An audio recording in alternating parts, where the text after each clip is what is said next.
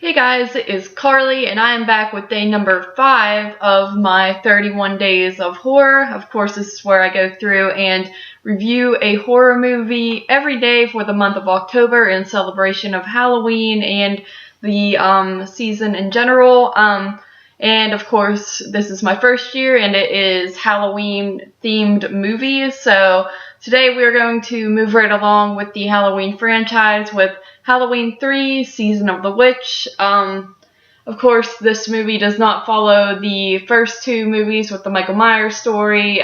This one is more about a mysterious factory that is selling these masks, and there is a commercial for them that says there's going to be a giveaway on Halloween, and it's kind of a countdown to Halloween, and all the kids are supposed to wear their masks for this giveaway. And meanwhile, some weird stuff is happening. There's been a murder in a hospital, and Tom Atkins' character, forgive me, I forget names easily, but he and this girl whose father was murdered decide to investigate what's going on with this factory and things like that because they feel like there's just some suspicions going on. So that's your basic storyline. This is not a movie that I grew up watching, first of all, because my mom told me at a young age that Michael Myers was not in this movie, and, you know, she didn't like the movie very much, so I ended up not watching it because I usually watch movies that she would throw in, and she liked things like the original Halloween and like Scream and just those kind of tame slashers that weren't too violent or gory. So those are the ones that I used to watch when I was younger, and so this one I always skipped as a child, didn't really know much about it. I would always see the beginning part on TV because around Halloween they would marathon the Halloween movies and things like that, and I would always catch like the beginning intro to Halloween 3, but I would never be interested enough to finish it, so I would always switch the channel, and I only saw this for the first time all the way through just last year, or maybe it might have been 2 years ago actually. So as you can see, this isn't one that I'm too familiar with as opposed to the rest of the franchise, and I gotta say, like, from the beginning, I really always enjoyed like the beginning intro credits because it kind of feels like the first two Halloween movies. It's got the same exact vibe, and like the soundtrack, or the score rather, is different from the first movies, but it also has the same sound to it. You could tell the same person was behind it, and also just like how you see like a pumpkin is being formed. It's a lot like the original too. And then like I said, I've always seen the beginning part when I was younger, and that's about how far I would get into it. And I always did enjoy the beginning part. I was always kind of interested in it with the guy running from someone, and he's trying to escape these like weird dudes who are after him, and then he ends up in the hospital, and the hospital scene too almost feels like Halloween 2 to me. So I think that's kind of cool how, even though this movie's not related to the first 1 and 2 storyline, it still has the same vibe behind it. And I think it was a good idea to try to branch off and make different Halloween movies every couple years. Of course, that didn't work out, unfortunately, but I think it was a cool concept.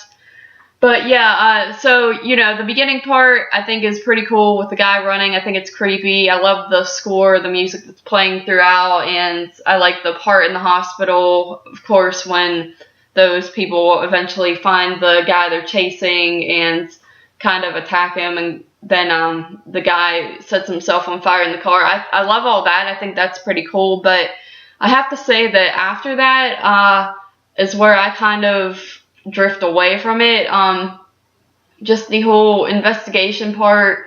I like the town that they go to. I think it's called like Santa Mary or something like that in California. I'm a big fan of the look of the town in general. Just, it looks like a small town, and I always just like those visuals and things like that, and the way the motel looks. It just looks very old-fashioned and just quiet and things like that. So I do appreciate that, but as far as like the investigation parts and whatnot go, like I kind of get a little bit bored during that whole scene, and I don't know, it just doesn't feel too much like it has much of a Halloween vibe behind it.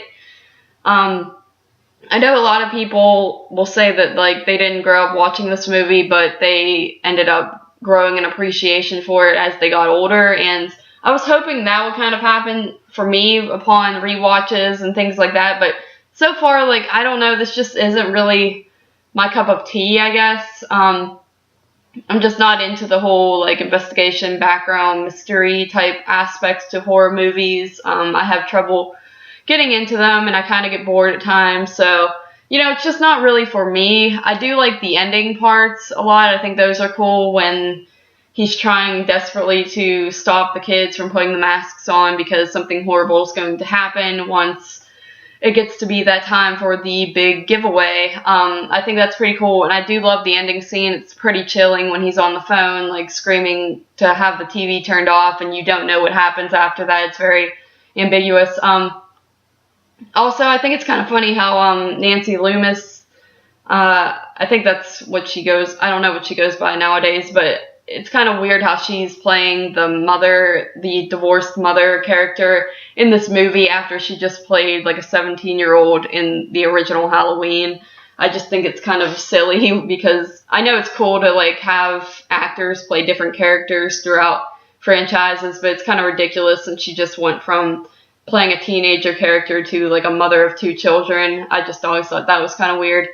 And then I do like how Halloween, the original Halloween, is playing on the TV. I love how they utilize that and make it sound like that movie's a classic movie and that's the movie that's going to play before the giveaway. So I think that's cool, and overall I do think it's a pretty solid movie. I mean, if you just look at it, not part of the Halloween franchise, it's a pretty cool Halloween movie, but for me personally, like, I just can't get too into it. It's not one that I would go back to a lot, but I'm going to try to give it a couple more chances before just giving up on it completely because I feel like it might grow on me with time, but for now I just can't get into it too much. I do give it a 7 out of 10. That might sound like a high rating since I sound like I'm not too into it, but at the end of the day, I tend to rate movies based on both how I like it and what it is as a whole. Like, if the acting's good and the score's good, the soundtrack's good, the visuals are good, like, I do give movies credit for that. I don't think it's fair to just judge them based on